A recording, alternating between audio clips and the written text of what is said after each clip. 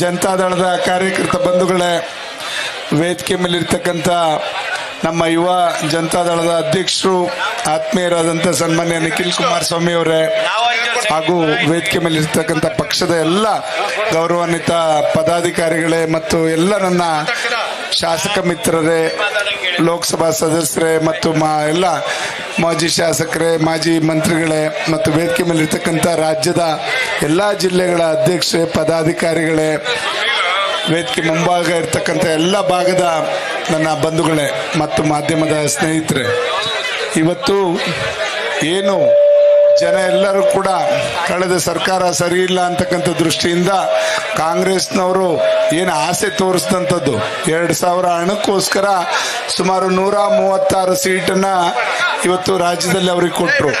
ನಂತರ ಮತ್ತೆ ಬೈ ಎಲೆಕ್ಷನ್ನಲ್ಲಿ 2 ಸೀಟನ್ನು ಕೂಡ ಅವ್ರಿಗೆ ಕೊಟ್ಟಿದ್ದಾರೆ.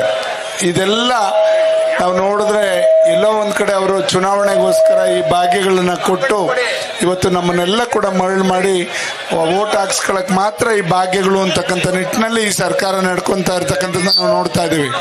ಆದ್ರಿಂದ ಇವತ್ತು ಎಲ್ಲಾ ರೀತಿ ಬೆಲೆಗಳನ್ನು ಏರಿಸ್ತಾ ಇದ್ದಾರೆ.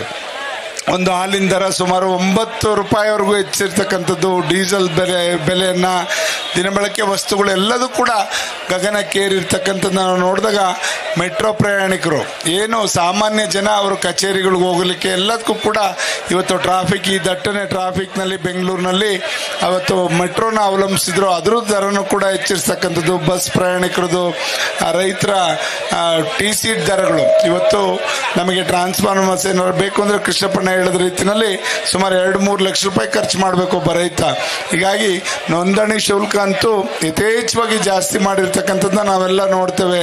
ಇವತ್ತು ಟೋಲ್ ಶುಲ್ಕ ಎಲ್ಲದನ್ನು ಕೂಡ, ಮದ್ಯದ ಅಂಗಡಿ ಇರ್ಬೋದು, ಯಾವುದೇ ಒಂದು ವಸ್ತುಗಳಿರ್ಬೋದು, ಇದೆಲ್ಲದನ್ನು ಕೂಡ ಗಗನಕ್ಕೆ ಏರಿರ್ತಕ್ಕಂಥದ್ದನ್ನು ನೋಡಿದ್ರೆ ಈ ಸರ್ಕಾರ ಒಂದು ಭ್ರಷ್ಟ ಸರ್ಕಾರ. ನಾವು ನೋಡ್ತೇವೆ ಎಲ್ಲೂ ಕೊರತೆ ಇಲ್ಲ, ಇವರು ಕ್ರೋಢೀಕರಣ ಮಾಡಲಿಕ್ಕೆ ಇವರಿಗೆ ಯೋಗ್ಯತೆ ಇಲ್ಲ ಅಂತಕ್ಕಂಥದ್ದನ್ನ ಹೇಳಲಿಕ್ಕೆ ಬಯಸ್ತೇನೆ. ಯಾಕೆ ಅಂದ್ರೆ ಇವತ್ತು 4 ಲಕ್ಷ ಕೋಟಿಗಿನ್ನ ಹೆಚ್ಚು ನಮ್ಮ ಆಯವ್ಯಯ ಇದ್ರೂ ಕೂಡ ಅದನ್ನ ನಿಭಾಯಿಸ್ಲಿಕ್ಕೆ ಇವ್ರಿಗೆ ಸಾಮರ್ಥ್ಯರಲ್ಲ, ಯೋಗ್ಯತೆ ಇಲ್ದಿರೋ ದಯಮಾಡಿ ಕುರ್ಚಿ ಬಿಟ್ಟು ಕೆಳಗಿಳಿಲಿ. ಇಲ್ಲಾಂದ್ರೆ ಸರಿಯಾದ ರೀತಿಯಲ್ಲಿ ಎಲ್ಲಾ ಇಲಾಖೆಗಳಿಗೂ ಕೂಡ ಸಮರ್ಪಕವಾದಂತ ನ್ಯಾಯ ಕೂಡ ನಿಟ್ಟಿನಲ್ಲಿರ್ಲಿ. ಇವರು ಎಲ್ಲ ಇಲಾಖೆಗೂ ಕೊಡಬೇಕಾಗಿರ್ತಕ್ಕಂಥ ಹಣವನ್ನ ಒದಗಿಸ್ಕೊಡ್ತಾ ಇಲ್ಲ. ಇವು ವಿಶೇಷ ಅನುದಾನ ಅಂತಕ್ಕಂಥದ್ದು ಕೊಡಕ್ಕೆ ಅದ್ರ ಮುಖಾಂತರ ಇವರು ಅಲ್ಲಿ ಏನ್ ವ್ಯವಹಾರ ಮಾಡ್ಕೋತಾ ಇದಾರೋ ಗೊತ್ತಿಲ್ಲ. ಅದನ್ನ ಹಲವಾರು ಜನ ಬಂದು ಶಾಸಕರುಗಳ ಹತ್ರ ವಿಶೇಷ ಅನುದಾನಕ್ಕೆ ಪತ್ರಗಳನ್ನ ತಗೊಂಡೋಗಂಥದ್ದು ನೋಡಿದ್ರೆ ಖಂಡಿತ ಇವರು ಮಾರಾಟಕ್ಕೆ ಇಟ್ಟಿದ್ದಾರೆ. ಇರ್ತಕ್ಕಂಥ ಬೊಕ್ಕಸದ ಹಣನ ಇಲಾಖೆಗಳಿಗೆ ಮಾರಾಟಕ್ಕೆ ಇಟ್ಟಿದ್ದಾರೆ. ಇವರು ಎಲ್ಲ ಕ್ಷೇತ್ರಕ್ಕೂ ಸಮರ್ಪಕವಾಗಿ ಕೊಡಬೇಕಾದಂತ ಅನುದಾನನ ಕೊಡಲಿಕ್ಕೆ ಯೋಗ್ಯತೆ ಇಲ್ಲ ಅಂತಕ್ಕಂಥದ್ದನ್ನ ಈ ಸಂದರ್ಭದಲ್ಲಿ ಹೇಳಲಿಕ್ಕೆ ಬಯಸ್ತೇನೆ. ಅವ್ರದೇ ಶಾಸಕರುಗಳು ಹಲವಾರು ಬಾರಿ ಹೇಳಿದ್ದಾರೆ, ಇದಕ್ಕಿನ್ನ ನಾಚಿಕೆ ನಿಮ್ಗೇನು ಆಗಲ್ವಾ? ನಿಮ್ ಶಾಸಕರುಗಳೇ, ಕಾಂಗ್ರೆಸ್ನ ಶಾಸಕರುಗಳೇ ಹೇಳ್ತಾರೆ ನಾವು ನೇಣು ಹಾಕಬೇಕು, ನಮ್ಗೆ ಅಭಿವೃದ್ಧಿಗೆ ಹಣ ಕೊಡಿ, ಇಲ್ಲಾಂದ್ರೆ ಬಂದಿಲ್ಲಿ ನಾವು ನೇಣು ಹಾಕಬೇಕಾಗ್ತದೆ ಅಂತ ಹೇಳ್ತಾರೆ. ಭ್ರಷ್ಟತೆಯಲ್ಲಿ ನಿಮ್ 10ನೇ ಸ್ಥಾನ ನಮ್ಮ ರಾಜ್ಯದಲ್ಲಿ ಇರ್ತಕ್ಕಂಥದ್ನ ಸರ್ಟಿಫಿಕೇಟ್ನ ನಿಮ್ ಕಾಂಗ್ರೆಸ್ ಶಾಸಕರೇ ಕೊಡ್ತಾರೆ ಅಂತಂದ್ರೆ ನಿಮ್ಗೆ ಎಷ್ಟು ನಾಚಿಕೆ ಆಗ್ತಾ ಇಲ್ಲ. ಇನ್ನೂ ಕೂಡ ನೀವು ನಾಚಿಕೆಗೇಡಿನ ಪ್ರದರ್ಶನ ಮಾಡ್ತಾ ಇದ್ರಲ್ಲ. ಇನ್ನೂ ಯಾವ ತರ ಜನ ನಿಮ್ಗೆ ಚೀಮಾರಿ ಹಾಕ್ಬೇಕು ಅಂತಕ್ಕಂಥದ್ದನ್ನ ಈ ಸಂದರ್ಭದಲ್ಲಿ ಕೇಳಲಿಕ್ಕೆ ಬಯಸ್ತೇನೆ. ಈ ಕಾಂಗ್ರೆಸ್ ಸರ್ಕಾರ ಹಿಂದೆಯಿಂದನೂ ಕೂಡ ಇವತ್ತು ಅಂಬೇಡ್ಕರ್ ಅವ್ರ ಹೆಸರು ಇಟ್ಕೊಂಡು, ಗಾಂಧೀಜಿ ಅವ್ರ ಹೆಸರು ಇಟ್ಕೊಂಡು ಅವರ ಯಾವುದೇ ಒಂದು ಮಾರ್ಗವನ್ನು ಅನ್ನಿಸ್ತಿಲ್ಲ. ಬಸವಣ್ಣ ಅವ್ರ ಹೆಸರು ಹೇಳ್ತಾರೆ ಎಲ್ಲ ಇದರಲ್ಲಿ ಸದನದಲ್ಲಿ, ಆದ್ರೆ ಅವರ ಮಾರ್ಗವನ್ನ ಅನುಸರಿಸಲ್ಲ.